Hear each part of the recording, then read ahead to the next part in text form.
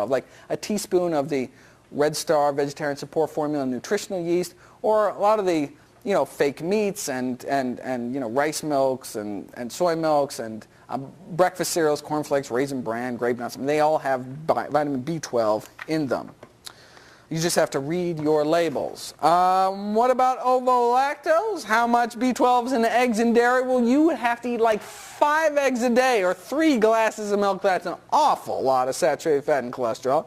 Certainly would not recommend that. Okay. I don't seem to have those. Did you give me a stack of? Oh, there they are back here.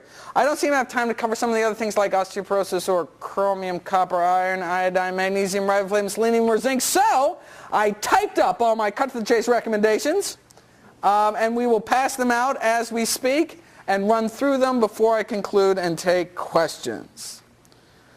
All right, that will be, as that's going around the room,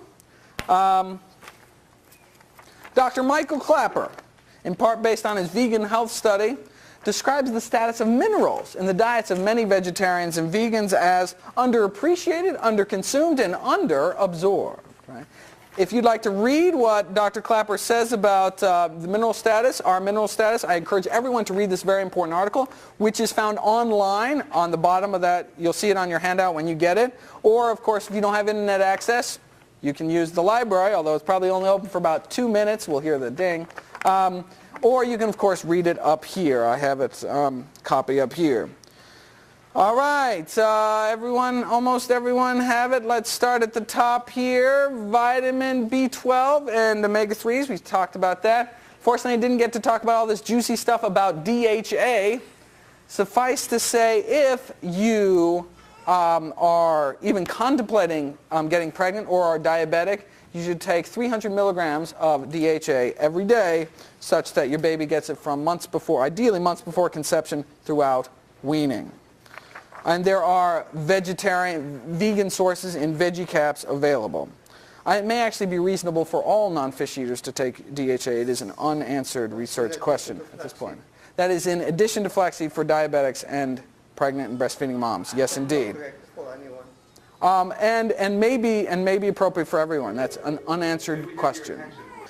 Next, everyone have the copy? Get your vitamin D. Major study published in the American Journal of Clinical Nutrition last summer found, quote, irrefutable evidence that vitamin D deficiency is a major unrecognized epidemic in the United States. Right? Wait a second, isn't it just a sunshine vitamin? Can't you go out and just get a little sunshine? Not in Ithaca, not during the winter. Unfortunately, during the months of January and February, the sun's rays at this latitude are at such an angle that no matter how long you sunbathe naked here in Ithaca during January and February, you are just not going to make enough vitamin D, so you need to get it into your diet. One can actually get an entire day's supply naturally in a few mushrooms. Shiitake mushrooms and chanterelle mushrooms actually have natural vitamin D in them, but you have to eat like a dozen mushrooms a day. Certainly there's a lot of vitamin D fortified foods like the soy milks and rice milks and other motherless milks out there, as well as fortified breakfast cereals may come in handy here. And if you're not pasty white or don't want to die of skin cancer, so correctly use sunscreen, or you're young or you're old, or if you own a cable modem or don't get outside for whatever reason, you may want to take vitamin D in your diet year-round and not just during the winter. Okay. And so for vitamin D, the current recommendation is 200 international units a day for up to age 50, 450 to 70, and over age 70, 600 international units, although all of those are probably going up. So probably everyone needs a minimum of 400 international units, although the Institute of Medicine hasn't ruled on that yet. All right, next, 700 to 1,000 milligrams a day of calcium? Wait a second. I thought we didn't eat all that calcium because we don't eat all that calcium-leaching animal protein, right? Well, if I may point you back to the 10 most common myths about vegetarian diets, and this article is a full text online. You can see the URL is on the bottom of that handout. And myth number 2 is vegetarians need less calcium than meat eaters. It's a myth. It's not true. And I don't have a lot of time to talk about of calcium, although I certainly can do it in question and answer. I would refer everyone to this very important article written by Ginny Messina called Hip Fracture Rates and Vegan Calcium Needs. And again, that article is online or up here. So, are you eating 3 cups of kale a day? 3 cups of bok choy, 3 cups of collards? Well, you should. That's how everyone should get their calcium. Or drinking 3 cups of calcium-fortified soy milk or 3 cups of calcium-fortified orange juice. If you're not, you're probably not getting your recommended daily intake of calcium, so you may want to take a calcium supplement. I'll be happy to talk about calcium supplements if people are interested at the end. Now, you could drink the milk from a cow, but nutritionally, cow's milk is not the best source of calcium. It doesn't have lots of the wonderful things that dark green leafies have that are very important for your bone health, like vitamin K and boron and vitamin C, all important for bone health, but missing in dairy milk. And dark leafy greens don't have a lot of things that you don't want, like the saturated fat and cholesterol and antibiotics and hormones and pus and all those other things that we don't want in milk, and retinol, vitamin A palmitate, this animal-derived vitamin A that's added to the low-fat milk supply and is thought to critically weaken people's bones. That's why in the Harvard Nurses study, which looked at over 68,000 women, found that those that drank the most milk had the most fractures. And the reason they think is because the low-fat milk, they were all health conscious, so drinking low-fat milk, right, because they didn't want to die of heart disease, drinking low-fat milk, and low-fat milk has this vitamin A palmitate or retinol added to it, and is thought to interfere with bone metabolism. And that's why we think these Seventh-day Adventist vegetarians out in California were breaking their hips so often, because they were all health conscious and drinking lots of low-fat milk, and that was weakening their bones. We won't know that until it's actually published, but that's the leading hypothesis at the moment. Iodine.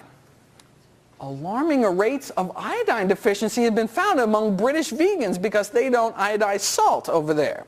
Now, the British milk drinkers were protected because they use iodine-containing disinfectants to disinfect the milk processing tanks and kind of leaches into the milk. It's kind of gross. But low iodine intake can lead to hypothyroidism, which can lead to high cholesterol and high homocysteine. So, if you don't use iodized salt or eat sea vegetables, right, or drink milk, you need to get iodine from somewhere, and so you may want to take a supplement or eat some sea vegetables. If you're one of those that uses natural sea salt, don't. If you use table salt, which is not a good idea for your health, but if you use table salt, you should use iodized table salt. It's a convenient way to get your iodine. And the best article I've seen to date on this is this written by Stephen Walsh in the Vegan Society. And so, again, this iodine article is available online and up here as well. Iron. Given the new RDAs in the United States, it would seem the only way a vegetarian woman could get enough iron is to eat rusty nails every day. And indeed, 9 out of the 10 studies done on Western vegetarians have found that vegetarians are more likely to be iron depleted, have lower iron stores, but we don't seem to have higher rates of iron deficiency anemia, and that's really what we're worried about. But just because vegetarian women don't have higher rates of iron deficiency anemia than meat eaters doesn't mean a whole heck of a lot, because meat eaters have such crappy rates in the first place. Basically, 1 in 20 menstruating women in this country have iron deficiency anemia, which is a serious disease. So, vegetarian women, eat your beans, greens, grains, and nuts, and eat vitamin C-rich foods with your meals, which enhances iron absorption, as well as getting yourself screened for anemia every year or every few years, like when you get your PAP. And men shouldn't do anything unless first being tested for an iron overload disease called hemochromatosis. If you think you're anemic, you should really get tested. I don't think anyone should just take iron supplements without a prescription. Selenium works as an important cancer-fighting antioxidant, a problem for Northern European vegetarians because they have selenium-deficient soil, not a problem for North American vegetarians, but if anyone has any British, Belgian, Swedish, or Slovakian vegetarian friends, you may want to tell them to eat some Brazil nuts every month. All right, not a day should go by without everyone eating greens, beans, nuts, whole grains, and fresh fruit. All right. So what's so good about greens? What's not good about greens? It's the healthiest single thing that we can possibly eat. Right? Eating just one serving of dark leafy greens or broccoli every day, and you cut your risk of hip fracture in half. Right? I am just in awe of greens. You should eat them every day. While we're on the subject of best and worst, the greens are the best thing we can eat. Anyone know what the most toxic or dangerous food or food ingredient in our current food supply is? What's the worst? Sugar is bad, but there's worse. Soda is bad, but there's worse. Coffee, yeah, a lot of coffee is bad, but there's worse. Shout it out.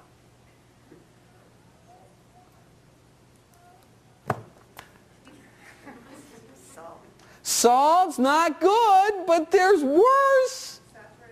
Saturated fat is bad, right? Bad, but there's worse. White flour is bad, but there's worse.